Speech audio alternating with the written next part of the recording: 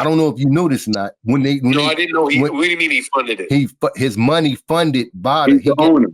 Rules, the regulations, everything about Vada, the whole playbook, and his money funded Vada. So it's kind of like I could give you these supplements, and then I'm going to test you. You see what I'm saying? Mm-hmm, mm-hmm. Oh, yeah, I mean, hey,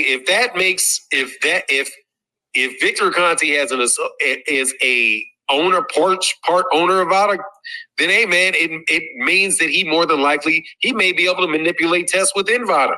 Yeah, he said that's what he's doing. Again, I can't tell you that I know the man is doing anything until he gets caught.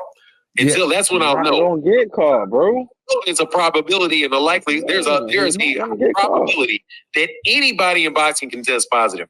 I'm just telling you, I can't say it about the man because I mean, it wouldn't surprise me if anybody popped dirty. Yeah, Ross, tell this. Ross, say tell like this, man. Mr. Conte said that anybody working with him, he said, should they test my fighters 24/7? He said yes. So this is the crazy part about it. If you the only person that's gonna be testing your fighters 24/7 because you under a Vada, this is the thing. Even with Alicia Baumgartner, right? She told Eddie Hearn she wanted Vada testing. He denied her a Vada testing. She's a snack fighter. Soon as they got a different doping agency to test her, she popped dirty. This is what I propose to the whole boxing community. I'm glad I'm here so I can say this. This is what I propose to the whole boxing community. Jack. They need 3-4 different doping agencies. They need Vada, USADA, and WADA, and probably whatever else they get. You know what I'm saying? To test. Take one sample and distribute that blood through 3 different doping agencies. While Vada talking about, they straight, they negative, and the other 2 people talking about they positive, and they go tell you exactly what they dirty of.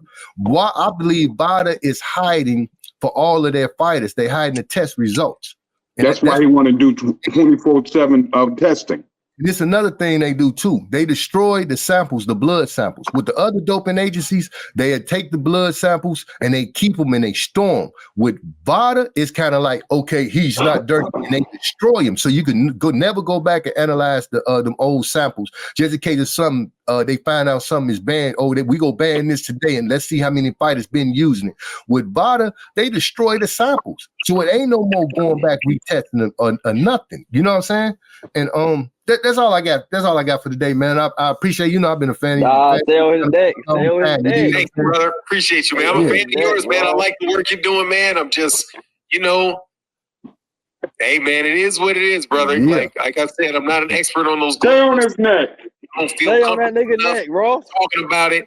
I think everybody deserves, if something happens and I know it, like them gloves busting, there's no way in the world he should have been able to continue that fight with them gloves that was busted. He knocked that man out with that man, whether they're defective or whether they were defective or whether they was done on purpose.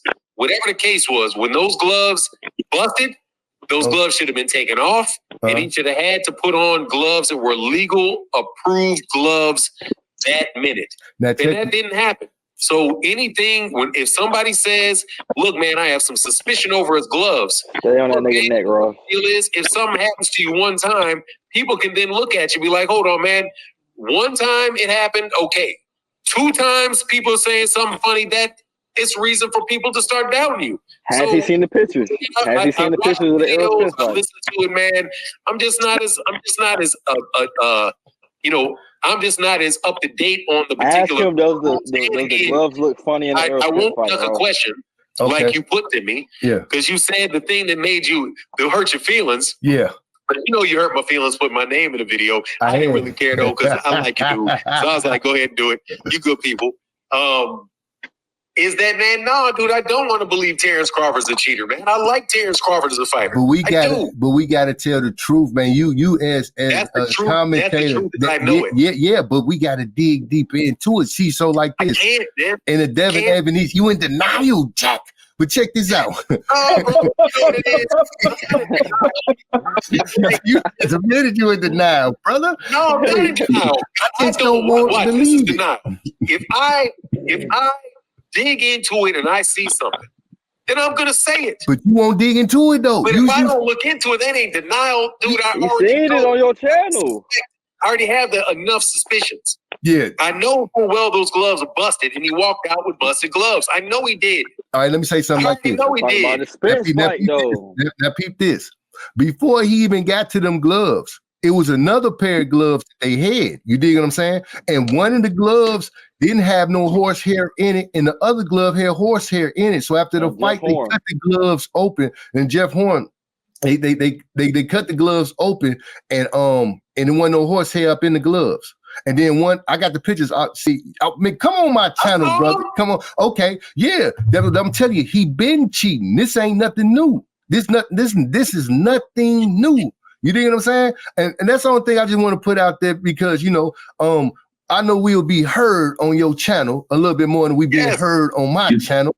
And I appreciate you letting me come up on here and kicking this real spill from Holyfield. First of all, you West Side, South Side, man. Stay on that Chicago, man. You welcome anytime, brother. You welcome anytime. You going through the same pairs. Ross looking like a pimp up there. It's all good, man. I understand where you're coming from. It's not like you just fly by night and you didn't actually, you're not thinking. I also know. But now I know you're telling the truth. Jones, another Chicago brother out there, Nate Jones. So, yeah, man, dude, you can come on anytime, bro. People that want to defend Terrence Crawford can come on anytime. I don't have any problem with it. I just can't go. I'm just, you know what I mean? Like, I only know what I know, brother. And on top of that, I like Terrence Crawford, man. I think he's a great fighter. I'm watching both. I'm watching both of them live. I don't want to believe that this man and Bomac and these guys are just out there in B&B Gym, just being crazy. You know what I mean? Okay. But I don't put it past anybody because I know Panama Lewis did it. I know that you got Aaron Pryor taking aspirin medicine in the middle of a fight. You got Margarito with cast on it, with cast on his hands. Yeah. And I thought something was wrong with Margarito's gloves when he fought Cotto. Cotto said it about Margarito, and everybody was like, "Oh, you're just making excuses." Until you find it with Shane Mosley, right? I noticed that Terrence Crawford looked like he was stacking gloves, according to the explanation that they used for stacking gloves. Who was the guy that they were? Oh, Inoue. Inoue, yeah. I don't understand it like that. Like I saw they had the tape directly on his skin, right? Was taping it directly on his skin, which is my understanding is that stacking. Maybe not double stacking, and it may be illegal in Vegas. But bro, I don't know what everybody else is doing. And all these dudes probably looking for angles here and there. But come on, it's just. That's just me being as fair as I can be, man. You know what I mean? Yeah, but it's kind of like we don't want our woman to be cheating, Jack. I don't want to believe she's cheating on me.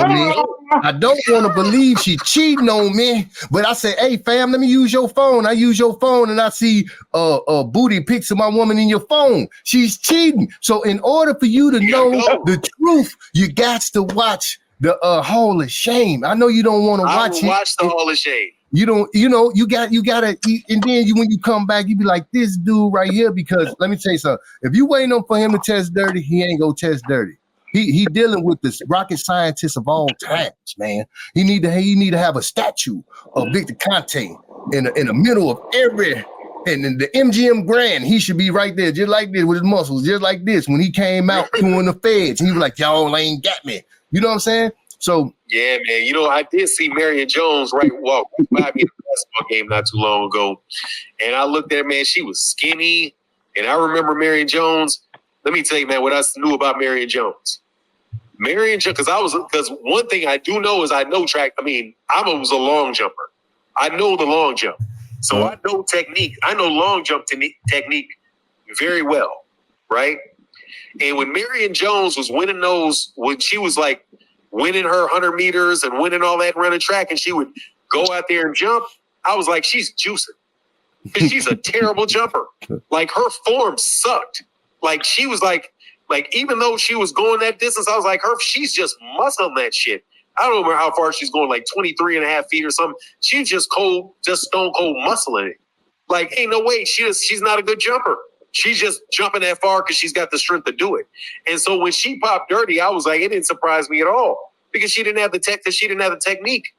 And when I will say this about a lot of these dudes, the way that I'm going to phrase it though, because I'll phrase it like this. I'm like, man, if this new legal technology that everybody's using, I'm not going to be surprised if Devin Haney walks into the fight with Regis Prograis and stops Regis Prograis.